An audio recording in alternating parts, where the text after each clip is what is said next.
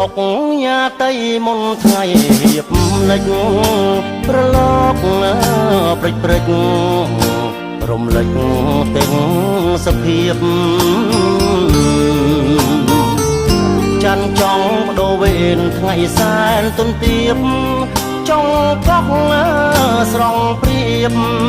ដូចសួនបផាកោះសែនមនោរម្យដែលខ្ញុំអាឡ័យបងអុកញ៉ាតីនិស័យស្នេហាកោះអើយកោះអ្នកស្រងម្លេះណា